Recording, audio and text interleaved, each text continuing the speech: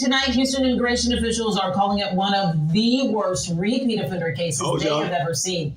A suspected gang member wanted for murder in Mexico, who they say has illegally entered the U.S. 10 times. Jason Miles is on the story for us. Jason, they say this case is an example of why they're conducting these targeted arrests. That's what they say, Mia. This is the guy we're talking about, Humberto Avila. ICE says it's been tracking his back and forth movements across the border for more than 2 decades.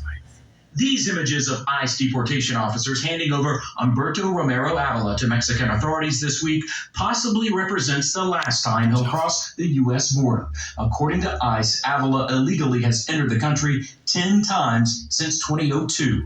In fact, he was immediately apprehended and returned to Mexico 4 times that year alone. Wow. And again in 2005. Then in 2012, he was released to ICE after getting a DWI charge in Nacogdoches County after illegally entering the country for the 6th time. He was removed later that same year, but turned up again in 2013 following another DWI arrest, this time in Shelby County. Avila was back in the U.S. illegally for an 8th time in early 2014 and promptly returned to Mexico within days. He returned a month later, but was caught and prosecuted for illegal entry, then returned to Mexico after serving a 150-day sentence. The date and location of his 10th illegal entry is unknown, but he was flagged by ICE last March after yet another DWI arrest, his 4th, again in Shelby County.